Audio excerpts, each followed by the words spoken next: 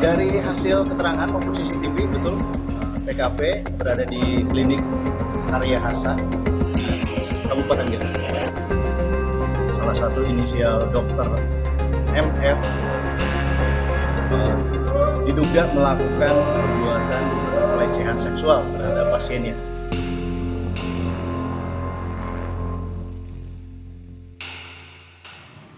Saudara, dokter kandungan yang diduga melecehkan pasien di Garut, Jawa Barat akhirnya ditangkap. Pelaku masih diperiksa dan polisi belum menetapkannya sebagai tersangka. Dokter kandungan yang diduga melecehkan pasien perempuan ditangkap pada Selasa malam. Pelaku masih diperiksa intensif oleh unit PPA Satreskrim Polres Garut dan masih berstatus saksi terlapor. Polres Garut menyatakan sudah ada 2 korban yang melapor, namun bukan pasien yang ada dalam video yang beredar.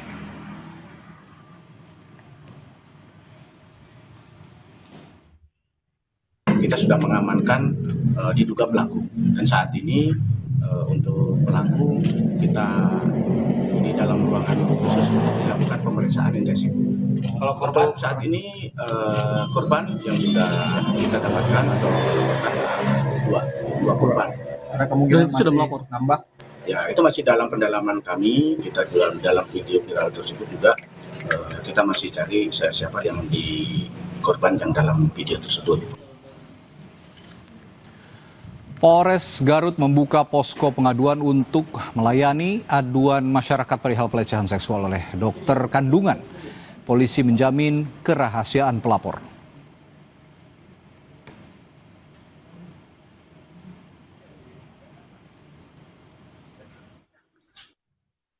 Sudah membuka posko pengaduan untuk kasus ini. Silakan kepada yang menjadi korban untuk segera melaporkan ke Polres Garut. Rahasia kami jamin, kami lindungi untuk para korban ini dengan maksimal, dan kami juga membuka layanan melalui WA dengan nomor 081 113 404040. Kami menghimbau kepada seluruh korban agar segera melaporkan ke pihak Polres Garut. Dan saudara, kita akan bahas proses hukum terhadap dokter kandungan yang diduga melakukan pelecehan seksual kepada pasien di Garut, Jawa Barat. Sudah bersama kami, bersama malam hari ini Kepala Kanwil Kementerian HAM Jawa Barat, Hasbullah Fudail. Selamat malam, Pak Hasbullah. Selamat malam dengan Kompas TV. Ya, Pak Hasbullah. Anda tadi saya sempat simak juga mendatangi Polres Garut, betul ya, begitu ya Pak Hasbullah? Ya. Dan pada saat momen itu apakah bertemu dengan terduga pelaku, Pak? Sempat bertemu. Lalu Alhamdulillah sempat bertemu. Oke, ada komunikasi dengan pelaku? Apa yang diutarakan? Alhamdulillah kami ditugaskan oleh dari Pak Menteri Kementerian Hak Asasi Manusia, langsung oleh Pak Natalius Pigai menginstruksikan kami untuk turun ke lapangan. Oke. Untuk melihat langsung bagaimana penanganan kasus ini dari sisi aspek HAM-nya, kan kira-kira gitu. Ya. Baik dari para korban maupun pelaku. Lalu sementara ini apa yang bisa disimpulkan atau apa yang bisa Anda simpulkan terkait proses hukumnya? Pihak polisi sudah bertindak secara profesional untuk melakukan tahapan-tahapan, tentunya akan membuktikan atas kasus ini. Dan kita dorong pihak kepolisian khususnya Polres Garut melakukan tindakan secara profesional sehingga tahapan-tahapan itu bisa dilalui. Pada akhirnya apakah akan terduga ini ditetapkan sebagai tersangka atau tidak, itu biarlah kewenangan penegakan hukum. Tapi kami dari sisi aspek hak asasi manusia ingin memberikan perlindungan kepada baik kepada korban maupun kepada pelaku, kira-kira begitu. Oke, perlindungan lebih spesifik lagi, Pak Hasbullah, perlindungan seperti apa yang Anda akan berikan kira-kira dalam konteks hak asasi manusia dalam kasus ini kepada korban maupun juga ke pelaku? Perlindungan seperti apa kira-kira? Oke, khusus kepada korban karena kami mendengar mereka ada ketakutan ya. Ada beberapa permasalahan setelah kasus ini menjadi viral, mereka ada ketakutan bahwa keluarga mereka malah juga terlanggar hak asasinya begitu. Karena secara ini kami tadi sempat berdialog meskipun belum ketemu langsung karena mereka traumatik akibat kasus ini sehingga mereka mengatakan butuh perlindungan. Itu yang kami garansi kepada tadi bahwa Kementerian HAM akan mencoba memfasilitasi ketika korban ingin mendapatkan perlindungan dan aparat pemerintah baik di Kabupaten Garut maupun di Provinsi Jawa Barat secara fasilitas sudah disiapkan untuk itu ketika mereka, tapi sampai hari ini mereka masih mengatakan masih menunggu kira-kira begitu. Itu dari sisi korbannya. Kemudian dari sisi pelaku tentu kami juga ingin melihat bahwa karena ini menyangkut persoalan medis, tentu ini kan punya dampak yang luar biasa baik kepada masyarakat yang menyangkut tentang trust bahwa ini adalah kepercayaan yang sangat mendasar tentang layanan kesehatan bisa berdampak. Sehingga kita perlu melakukan perlindungan kepada masyarakat karena satu-satunya mungkin institusi yang paling kira-kira gitu. Artinya begini Pak, yang dilindungi itu bukan individunya tetapi profesi dalam yang ada di dalam institusi kesehatannya, begitu ya kira-kira? Bisa jadi karena itu kan membawa dampak. Coba bayangkan ketika orang tidak percaya lagi kepada seorang dokter spesialis kandungan, ya tiba-tiba masyarakat tidak percaya. Seperti bapak punya istri ketika dia hamil lalu melakukan pemeriksaan kan akan mempengaruhi terutama spesialis laki-laki. Tentu orang akan mencari perempuan kan kira-kira begitu. Kalau korban kita melakukan ini. Kalau korban perspektifnya dilindungi, hak asasi manusianya sebagai pasien itu bisa dipahami. Tapi ini saya luruskan, saya biar supaya lebih clear lagi, yang dilindungi adalah bukan pelakunya sebagai individu, tetapi profesi dokternya ya. Profesi dokternya yang harus kita lindungi karena ini menyangkut trust. Menyangkut trust yang banyak melibatkan kasihan profesi-profesi teman-teman di dokter, khususnya ahli kandungan, apalagi kaum laki-laki mesti orang akan was-was semua kan. Apalagi ada harapan dari teman-teman bahwa teman-teman profesi dokter untuk tidak terlalu jauh di ini kira-kira gitu. Saya juga ingin minta komentar Pak. Anda juga sebagai institusi yang menegakkan hak asasi manusia begitu. Sampai saat ini polisi belum menetapkan pelaku sebagai tersangka. Ada komentar soal itu?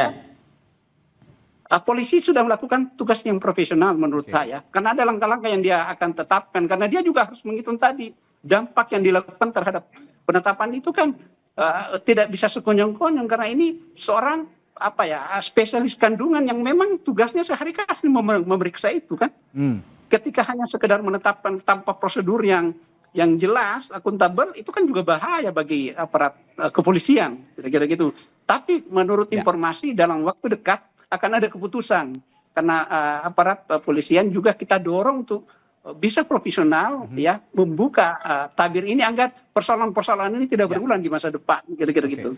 Dalam berita pengantar tadi juga sudah diinformasikan, sudah disampaikan Pak bahwa sejauh ini ada 2 korban yang melaporkan menjadi korban pelecehan seksual oleh oknum dokter kandungan ini. Dan tidak semua korban berani melapor. Dan ini juga harus kita apresiasi bahwa ada korban yang berani melapor. Tapi permasalahannya apakah Anda juga sebagai institusi pelindung HAM juga akan memberikan hak-hak khusus kepada korban itu agar hak asasi manusianya juga terlindungi? Iya. Mau tidak mau kami punya kewajiban tentunya memberi perlindungan kepada mereka bahwa sebenarnya yang muncul ini kan bukan dilapor tiba-tiba viral aja kan. Ada yang mengupload di media sosial dan itulah yang menjadi viral hari ini sehingga berbagai kecaman, berbagai sindiran terhadap profesi ini menjadi dilematis dalam waktu yang bersamaan. Kami juga menangani kasus Rumah Sakit Hasan Sadikin Bandung kan. Tiba-tiba harus juga menangani ini sebuah persoalan yang sangat bagi kami pembelajaran besar bagi dunia medis hari ini di Indonesia. Dan mungkin relatif baru juga ini terjadi di institusi kesehatan begitu, institusi medis. Jarang terjadi.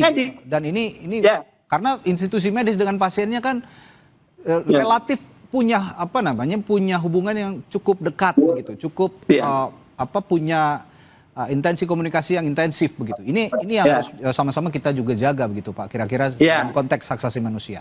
Lalu begini Pak Hasbullah, rekomendasi Anda agar peristiwa yang serupa ini tidak terjadi kembali, baik di Garut, di Bandung, maupun di tempat manapun, apa kira-kira rekomendasinya? Kita sementara ini mengumpulkan kita ketemu berbagai pihak ya. Kita sudah ketemu di rumah sakit ini, kaitannya ya masih dengan rumah sakit Hasan Sadikin, dengan rektor Unpad mewakili, kemudian kami juga ketemu dengan pihak ID, kemudian asosiasi rumah sakit, kemudian masyarakat komunitas masyarakat hukum kesehatan Indonesia, termasuk berbagai lapisan masyarakat, agar kami nanti menghasilkan rekomendasi yang kira-kira bagaimana ini tidak terulang ke depan, karena ini menyangkut hak asasi yang sangat mendasar.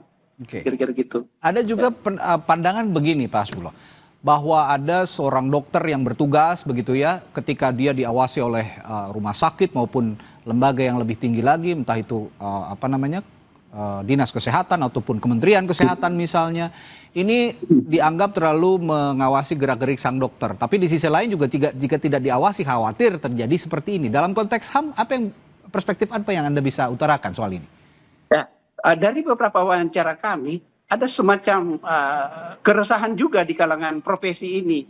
Karena ternyata yang mengawasi ketika itu dilimpahkan ke instansi, ke dinas kesehatan baik di kabupaten maupun provinsi untuk melakukan pengawasan terhadap profesi ini, SDM-nya sangat terbatas, ya, sangat terbatas sehingga mereka sangat membutuhkan, artinya ingin pengembalian bahwa yang mengawasi profesi ini adalah orang-orang yang memang profesional dari profesinya.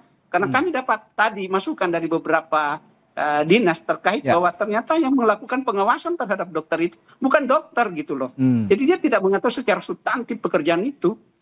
Itu yang jadi masalah. Sehingga ini salah satu rekomendasi yang kami dapatkan ya. Nanti pada akhirnya kami akan bertemu dengan berbagai pemangku kepentingan dan akan mengeluarkan rekomendasi untuk menjadi catatan kira-kira perbaikan gitu. Tapi yang ingin saya pastikan bahwa jika memang pengawasan itu diperketat begitu kepada dokter, pada institusi kesehatan, ini dipastikan tidak akan melanggar hak asasi manusia juga ya, Pak ya? Ya, sepanjang memang itu diatur dalam regulasi, pasti tidak. Itu tujuan harus regulasinya harus terutama SOP-nya ya, bagaimana pengaturan itu. Sejauh ini dua korban yang melapor sudah juga berkomunikasi Pak dengan Anda? Kami belum masuk ke sana, tapi dalam waktu dekat kami akan bertemu dengan yang bersangkutan. Karena itu kan sudah beberapa ya, kira-kira apa yang akan dikomunikasikan jika nanti bertemu dengan dua korban yang melapor? Minimal hak-hak apa yang mereka perlukan kan? Apakah perlu perlindungan? Artinya pemerintah daerah baik di Garut umpamanya kasus ini maupun di provinsi akan memfasilitasi perlindungan itu. Jadi akan disiapkan ketika memang merasa mereka terancam dan sebagainya. Dan kami hanya menjadi bagian untuk menjembatani itu, bahwa hak asasi untuk mendapatkan perlindungan itu dijamin oleh negara. Tapi dalam perspektif HAM, saya juga ingin bertanya kepada Anda, pandangan dari lembaga Anda, dari Kementerian Hukum dan Kementerian HAM maksud kami, terhadap sistem pengawasan tenaga medis yang ada di Indonesia, khususnya dalam konteks peristiwa yang terjadi di Bandung dan Garut ini bagaimana Pak? Ini yang sementara kami garap, tapi intinya kami sudah ketemu dengan berbagai pihak. Salah satu yang menjadi rekomendasi itu adalah tentang titik pengawasan ini, ya, bahwa mereka sangat mengharapkan ada perbaikan dari regulasi ini. Kira-kira itu salah satu yang kita dapatkan. Titik lemahnya di regulasi yang mana kira-kira Pak? Dispute-nya? Di lapangan beberapa yang kami sempat wawancarai diskusi itu, pengawasan itu antara senior dan junior ketika residen umpamanya ya, itu relasinya terlalu timpang. Itu yang banyak terjadi. Itu yang kami dapatkan. Yang Anda katakan tadi jumlah pengawasnya tidak seimbang dengan tenaga kesehatan yang bertugas ataupun dokter yang bertugas begitu ya Pak ya? Semoga ini juga bisa jadi solusi bersama bahwa hak asasi manusia juga dari seorang dokter yang menjalani tugas bisa terlindungi meskipun ada peristiwa seperti ini. Profesi dokter tetap dibutuhkan oleh masyarakat. Karena siapa lagi yang harus kita melindungi itu. Siapa lagi yang kita tuju kalau kita sakit kalau bukan dokter begitu kira-kira Pak ya? Baik, terima kasih Kepala Kanwil Kementerian HAM Jawa Barat Hasbullah Fudail telah berbagi informasi dan perspektifnya malam hari ini di Sapa Indonesia Malam. Sampai jumpa lagi Pak. Terima kasih. Terima kasih. Saudara,